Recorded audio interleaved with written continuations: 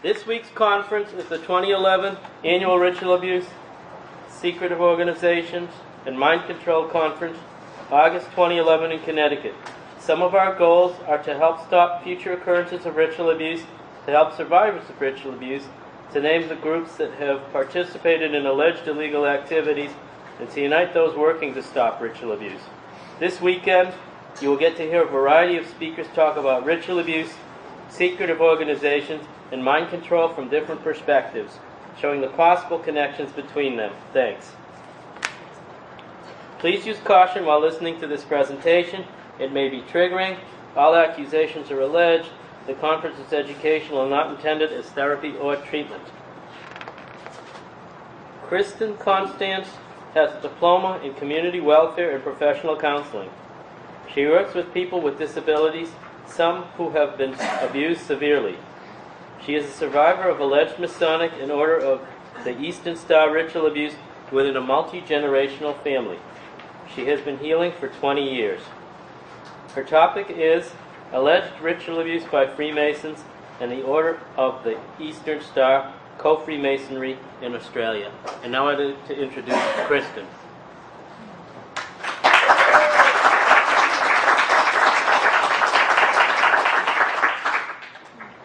My name is Kristin Constance and I'm 43 years old. I was born in Australia. I have a diploma in community welfare and professional counselling, and I work with people with disabilities. I was ritually abused and mind controlled between the ages of 3 and 9 in the eastern states of Australia.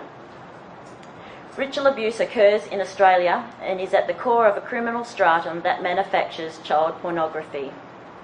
Individuals in these criminal groups have been successfully prosecuted, but the groups themselves and larger networks have not.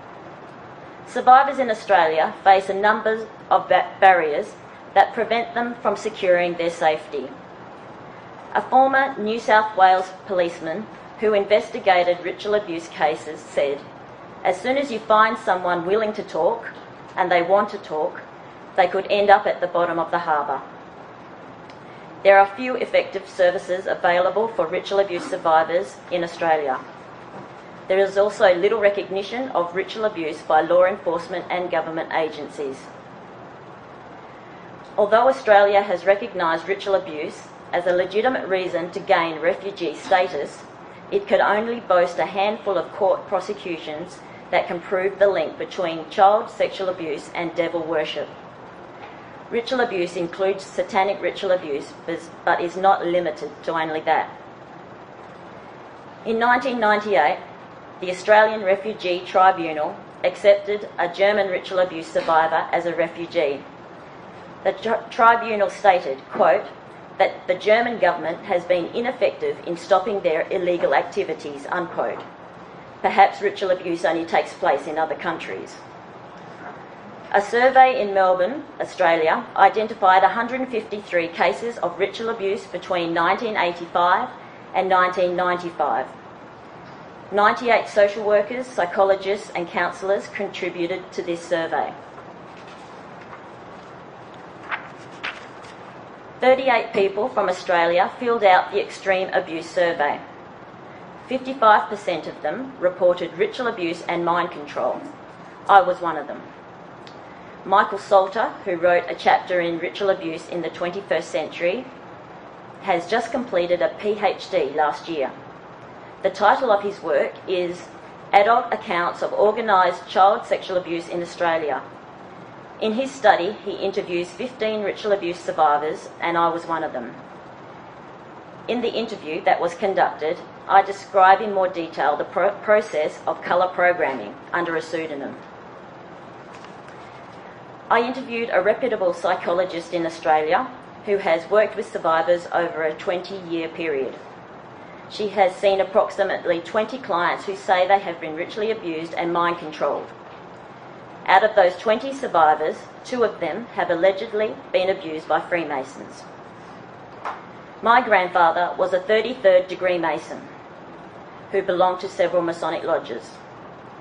He and my grandmother founded a chapter of the Order of the Eastern Star in the suburbs of Sydney. I have been in therapy for 20 years now, 16 with my present therapist. The most difficult part of my recovery has been healing from a left-right colour program split that regularly dissociates me. I started having trouble with my memory in my second year of studying nursing when I was 18 and I could not pass my exams. I started remembering incest when I was 24 and the ritual abuse and mind control not long after that. I have been hospitalised on 3 occasions. On my first time in the psychiatric ward of one of the major teaching hospitals on the west coast of Australia, I was diagnosed with having a brief reactive psychosis, Hashimoto's hypothyroidism, and an abnormal EEG indicative of temporal lobe epilepsy. I had forgotten to eat or drink that day and I could not stop crying and I drove myself to hospital.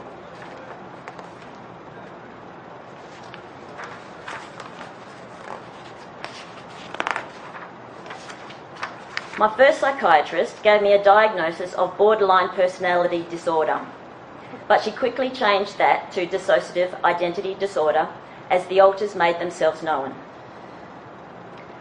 Not long after the diagnosis, I tried to commit suicide in a park opposite a Masonic building. I survived taking 3 bottles of pills. I swallowed a bottle of anti-anxieties, a packet of antidepressants, and a bottle of antipsychotics. I did not even go to sleep.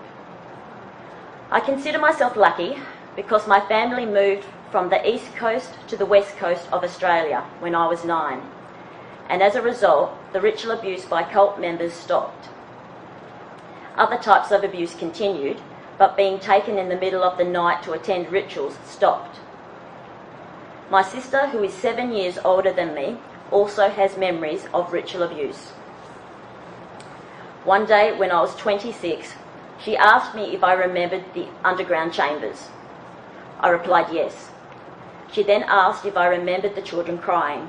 I said no, but I know they were there in the other rooms. My sister does not remember as much as I, but I am sure she has a lot more damage than me. She did not leave the east coast of Australia until she was 16.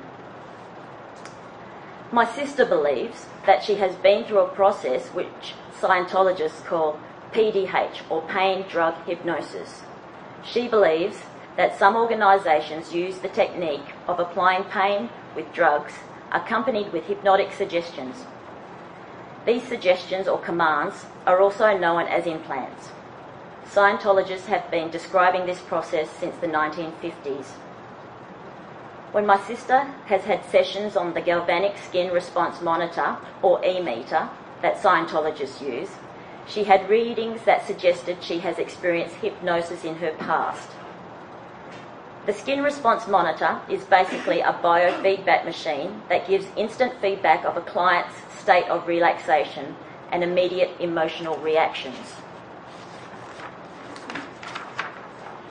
Just before coming to the conference, my sister said she had read positive on the E-meter to memories of being raped on the altar, having electric shock treatment, seeing men in black robes, and being forced to drink blood and eat human feces.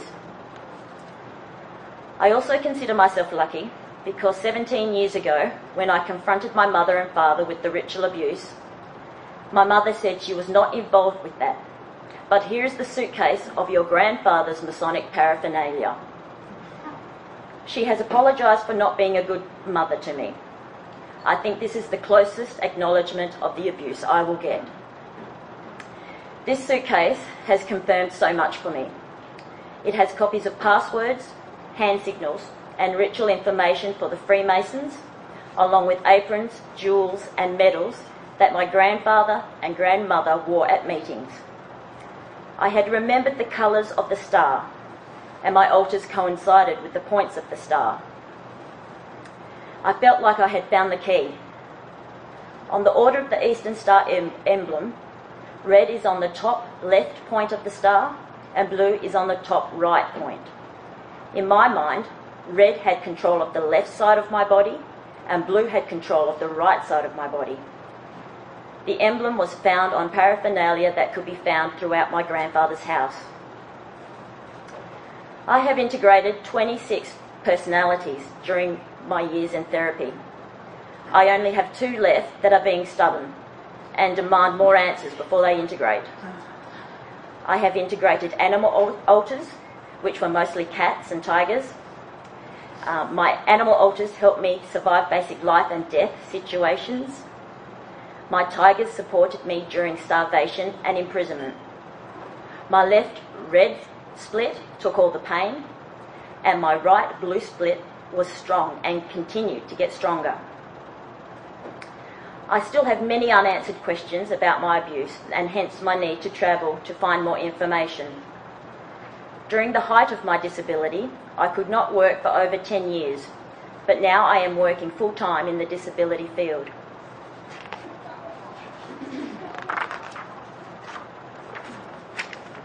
I remember being in cages, electric shocks, being cut, raped, photographed, drugged, hypnotised, starved, light deprived, beaten, oxygen deprived, and sleep deprived. I have been put in coffins with spiders. I have participated in rituals inside halls and in outside bush settings. I have been tied to altars. I have participated in mock births and deaths. I remember trapdoors in halls and have been taken numerous times in the middle of the night to attend rituals. I have been cut, pricked, and pierced for bloodletting to be used in rituals. I have sustained type 4 damage of female genital mutilation, which is the least kind of damage that can be sustained, according to the World Health Organization. The colour programming I went through took place in underground chambers. Each room had a different colour, and different programming was perpetrated in them. Colours seemed to correspond with the points of the Eastern Star: blue, yellow, white, green, red, and black in the middle. The red room had a light, a gurney, a table full of torture instruments, and electric shock equipment. The right side of my body was covered up, while experiments with electricity took place on the left side of my body. Electrodes were placed on my joints and produced crippling pain that I experience to this day. My head was free as they whispered things into my ears, and electric shocks were applied to each temple. This was how red was created and reinforced. A woman asked me programming questions, and no matter how I answered, I was always wrong. I dissociated many times. Red and her alters appear to be a groundwork for a sexual victim that can be passive to pain under any circumstance. She tolerated many blood rituals and rapes and feels most of my pain. In the blue room, there was a blue light, a gurney, electric shock equipment, buckets, and a sink. The left side of my body was covered up, and the right side of my body received electric shocks. The shocks were applied to my muscles, and I often felt stronger after these sessions. Blue appeared to be a personality created to obey orders and feel no pain. She can be very angry and aggressive and will do whatever it takes to survive.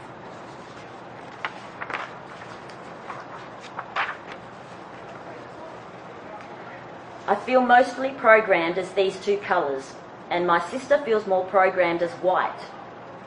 I do not understand what they were trying to achieve with a left red and a right blue colour split, but I hope to find more answers. I became aware of the red-blue split early in my therapy, near 20 years ago. As I became more co-conscious through therapy, I came to understand how they controlled each side of the body. I have researched 5 sources of information from survivors who have been colour programmed. There are strong similarities between the colours. Blue is described as protective, does not experience pain, does not get hurt, strong and sometimes military. Red is described as sexually abused, participating in blood rituals, and used as a sex slave.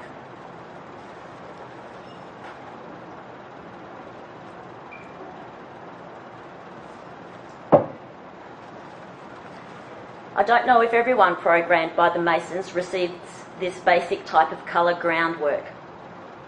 I suspect that according to personality type, certain colours are accentuated and worked on. Perhaps order of birth has some influence over which colour is accentuated. I don't understand what they were trying to do or what they were trying to create. I tend to wonder about what their master plan was meant to be. Red experiences pain from my left ankle, knee, hip, elbow, ear and eye, and left temporal lobe. When I have been triggered, I end up curled up in front of the heater on my left side, in pain. I experience my right blue side as unaffected by the abuse.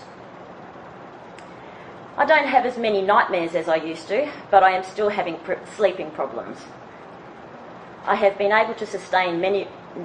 not been able to sustain many relationships, but I am proud of an ever-growing circle of friends. I have never wanted children. I have always wondered why people would want to bring children into this world. I assumed all children would be hurt and have chosen not to have any. The methods that have helped me the most in my healing include Gestalt therapy, massage and exercise. I am doing a lot of walking and cross-training at the moment, so both sides of my brain can learn to work together. It seems a very long process for both my left and right hemispheres to learn to communicate and coordinate together. The left side of my body has sustained a lot of injury. My brain seems willing to sacrifice the left side of me for my ultimate survival.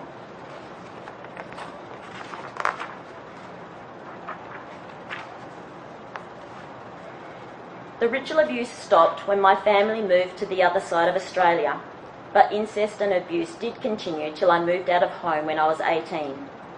My father is alcoholic and my mother continues to live in denial, although she will answer my questions when she can. My sister continues to struggle with her mental health. Today I continue to work as a disability support worker and my therapy is coming to a close. I have come to the realisation that I may never be fully integrated, but co-consciousness has helped me achieve many goals that I never thought possible, like attending this conference. My greatest achievement has been pure survival, and anything that happens now is a bonus. Thank you for listening to my story, and I will now show you some slides. Some of the slides may be triggering, so please take care of yourself. The first slides are some of the objects and documents from the infamous suitcase I inherited, and the later slides show my representation of the underground chambers that abuse took place in.